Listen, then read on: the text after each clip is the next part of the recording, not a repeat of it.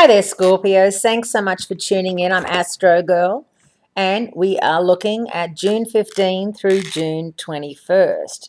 And there's a lot happening in Gemini at the beginning of the week with a new moon, the Sun, and Mars all transiting Gemini, which for you is your eighth house of intimacy, joint resources, and joint finances. And while it may seem kind of strange that that is actually a house because it's such different things, in another way, I think that intimacy, which doesn't necessarily have to be sex, intimacy can be between couples that are just going out and starting to go out, or maybe couples that have been together a long time, so the lust has worn off, couples that are sick, couples that are just friends. Intimacy does not necessarily mean sex. It doesn't have to be 50 shades of grey darker.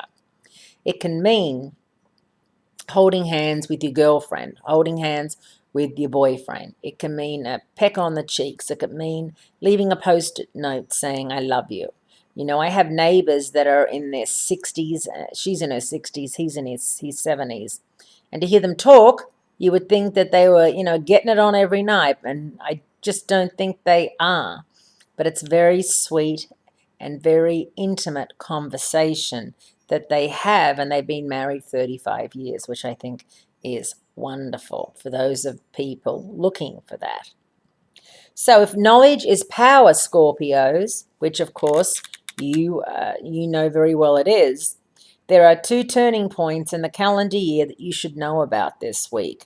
On Tuesday, June 16, the Gemini new moon marks the beginning of a 2-week growth period.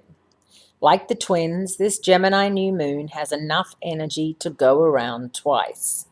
Mars joins in the fun by energizing the Sun-Moon pair.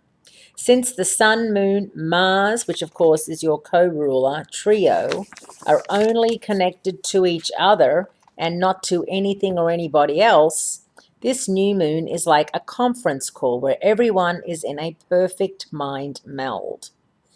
The harmony continues into Sunday, June 21st, when the Sun moves into Cancer, marking the second seasonal turning point of 2015, the summer solstice for those people in the Northern Hemisphere. This is the day when the Sun is directly overhead at noon at an imaginary line known as the Tropic of Cancer.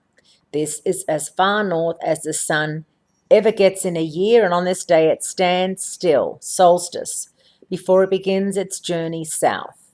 Because the Sun is the ultimate source of life on Earth, nothing is as fundamental as its rising and setting and the length of the day. Take a tip from this cyclical marker and come to a full stop Sunday, so you can treasure the longest day and brightest light of the seasonal year. The Sun and Moon are exactly 60 degrees apart today, which is star speak for the promise of a fruitful season of growth. So, joint investments, where are you at with that? This is a time to push forward with it, and also push forward with higher learning and with being very much true to you, Scorpios. Be kind to yourself, and I'll speak to you again next week.